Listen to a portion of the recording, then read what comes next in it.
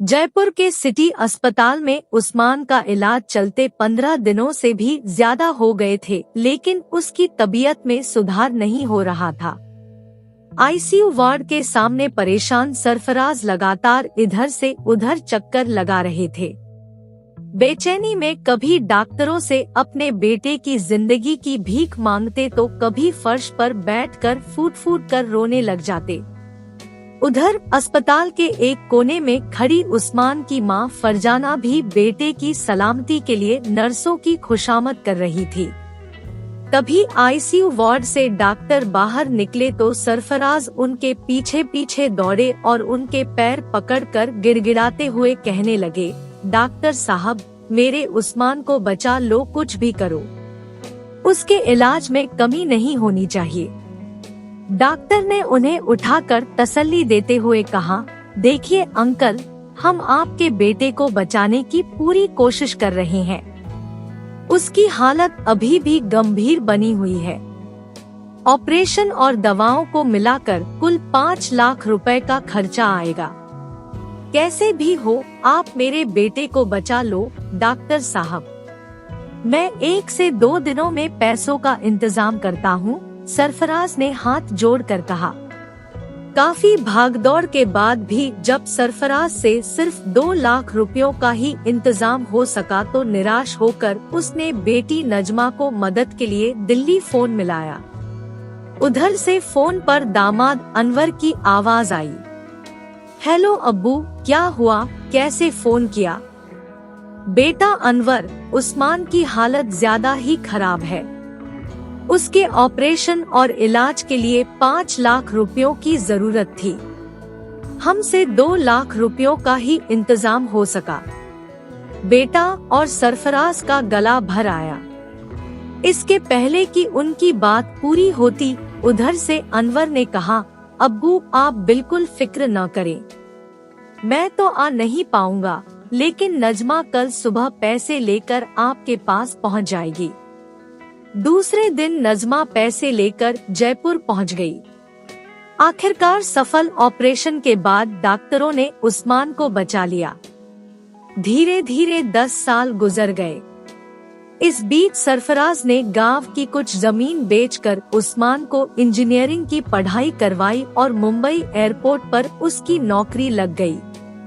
उसने अपने साथ काम करने वाली लड़की रेणु से शादी भी कर ली और ससुराल में ही रहने लगा। इसके बाद उस्मान का माँ बाप से मिलने आना बंद हो गया। कई बार वे बीमार हुए, उसे खबर भी दी, फिर भी वह नहीं आया। ईद बकरीद तक पर भी वह फोन पर भी मुबारकबाद नहीं देता। एक दिन सुबह टेलीफोन की घंटी बजी। सरफराज ने फोन उठाया। उधर से उस्मान बोल रहा था, हेलो अब्बा, कैसे हैं आप सब लोग? अब्बा, मुझे एक परेशानी आ गई है। मुझे 10 लाख रुपयों की सख्त जरूरत है। मैं 1 से 2 दिनों में पैसे लेने आ जाता हूँ। बेटा, तेरे ऑपरेशन के वक्त नजमा से उधार लिए 3 लाख रुपए चुकाने ही मुश्किल हो रहा है। ऐसे में मुझसे 10 लाख रुपयों का इंतजाम नहीं हो सकेगा। मैं मजबूर हूँ बेटा, सरफराज ने कहा। इसके आगे सरफराज कुछ बोलते, उस्मान गुस्से से भड़क उठा। अब्बा, मुझे आपसे यही उम्मीद थी। मुझे पता था कि आप यही कहोगे। आपने जिंदगी में मेरे लिए किया ही क्या है। और उसने फोन काट दिया। अपने बेटे की ऐसी बातें सुनकर सरफराज को गहरा सदमा लगा। वे गुमसुम रहने लगे, घर में पड़े बड़बड़ाते रहते। एक दिन अचानक शाम को सीने में दर्द के बाद वे लड़खड़ा कर गिर पड़े तो बीवी फरजाना ने उन्हें पलंग पर लिटा दिया। कुछ देर बाद आए डॉक्टर ने जांच की और कहा, चाचा जी की तबीयत ज्यादा खराब है, उन्हें बड़े अस्पताल ले जाना पड़ेगा। डॉक्टर साहब की बात सुनकर घबराई फरजाना ने बेटे उस्मान को फोन कर बीमार बाप से मिलने आने की अपील करते हुए आखिरी वक्त होने की दुहाई भी दी। जवाब में उधर से फोन पर उस्मान ने अम्मी से काफी भला बुरा कहा। गुस्से में भरे उस्मान ने यह तक कह दिया, आप लोगों से अब मेरा कोई रिश्ता नहीं है। आइंदा मुझे फोन भी मत करना। यह सुनकर फरजाना पसीने से लथपथ हो गई। वो चकरा कर जमीन पर बैठ गई। कुछ देर बाद अपने आप को संभालकर उसने नजमा को दिल्ली फोन किया। हेलो नजमा बेटी, तेरे अब्बा की तबीयत बहुत खराब है। तू अनवर से इजाजत लेकर कुछ दिनों के लिए यहाँ आ जा, तेरे अब्बा तुझे बार बार याद कर रहे हैं। नजमा ने उधर से फौरन जवाब दिया, अम्मी आप बिल्कुल मत घबराना, मैं आज ही शाम तक अनवर के साथ आपके पास पहुँच जाऊंगी।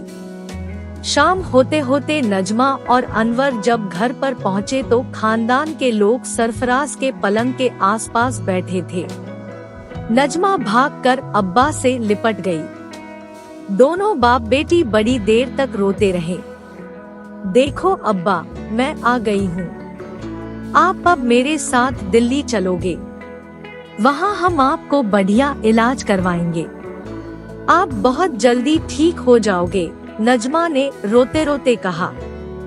आंखें खोलने की कोशिश करते सरफराज बड़ी देर तक नजमा के सिर पर हाथ फेरते रहे। आंखों से टपकते आंसुओं को पोंछकर बुझी आवाज में उन्होंने कहा, नजमा बेटी, अब मैं कहीं नहीं जाऊंगा, अब तू जो आ गई है, मुझे सुकून से मौत आ जाएगी। ऐसा मत बोलो अब्बा, आपको कुछ नहीं होगा। यह कहकर नजमा ने अब्बा का सिर अपनी गोद में रख लिया। अम्मी को बुलाकर उसने कह दिया, अम्मी आपने खूब खिदमत कर ली, अब मुझे अपना फर्ज अदा करने दो। उसके बाद तो नजमा ने अब्बा सरफराज की खिदमत में दिन रात एक कर दिए। टाइम पर दवा, चाय, नाश्ता, खाना, नहलाना और घंटों तक पैर दबाते रहना, सारी रात पलंग पर बैठकर जागना उसका रोजाना का काम हो गया। कई बार सरफराज ने नजमा से ये सब करने से मना भी किया, पर नजमा यही कहती, अब्बा आपने हमारे लिए क्या नहीं किया, आप भी हमें अपने हाथों से खिलाते, नहलाते, स्कूल ले जाते, कंधों पर बैठा कर घुमाते थे, सब कुछ तो किया, अब मेरा फर्ज अदा करने का वक्त है, मुझे मत रोको अब्बा। बेटी की बात सुनकर सरफराज चुप हो गए। इधर सरफराज की हालत दिन पर दिन गिरती चली गई। उनका खाना पीना तक बंद हो गया। एक दिन दोपहर के वक्त नजमा अब्बा का सिर गोद में लेकर चम्मच से पानी पिला रही थी। तभी घर के बाहर कार के रुकने की आवाज सुनाई दी। कुछ देर बाद उस्मान एक वकील को साथ लेकर अंदर आया। उसके हाथ में टाइप किए हुए कुछ कागजात थे। अचानक बरसों बाद बिना इत्तला दिए उसको घर आया देखकर सभी खुश हो रहे थे। दरवाजे से घुसते ही वह लपक कर सरफराज के नजदीक जाकर आवाज देने लगा, अब्बा उठो, आंखें खोलो, इन कागजात पर दस्तखत करना है, उठो उठो। यह कहकर उसने हाथ पकड़कर उन्हें पेन देना चाहा।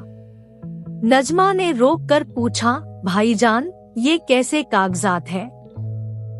लेकिन वह किसी की बिना सुने अब्बा को आवाजें देता रहा। सरफराज ने आंखें खोली, उस्मान की तरफ एक नजर देखा और अचानक उनके हाथ में दिए कागजात और पेन नीचे गिर पड़े। उनका हाथ बेदम होकर लटक गया। यह देख नजमा चिल्लाई, अब्बा अब्बा हमें अकेला छोड़कर मत जाओ, और घर में कोहराम मच गया। नजमा बोली, भाईजान जो मकान आप अपने नाम कराना चाहते थे वह तो 10 साल पहले अब्बू ने आपके नाम कर दिया था, आप अब फिक्र न करो। ये सब देखकर उस्मान ने फुर्ती से अब्बा के बिना दस्तखत रह गए कागजात उठाए और वकील के साथ बिना पीछे देखे बाहर निकल गया। फरजाना, नजमा और अनवर भागकर पीछे पीछे आए, लेकिन तब तक कार रवाना हो गई। तीनों दरवाजे में खड़े कार की पीछे उड़ी धूल के गुबार में चकाचौंध शहरी मतलब परस्त दुनिया की आंधी में फर्ज और रिश्तों की मजबूत दीवार को भरभरा कर गिरते हुए देखते रह गए। दोस्तों, आपको यह कहानी कैसी लगी कमेंट करके जरूर बताएं। हमें आपके जवाब का इंतजार रहेगा। अगर कहानी पसंद आए तो लाइक जरूर करें और ऐसी ही और कहानियाँ सुनने के लिए चैनल को सब्सक्राइब जरूर करें। आपका बहुत बहुत धन्यवाद।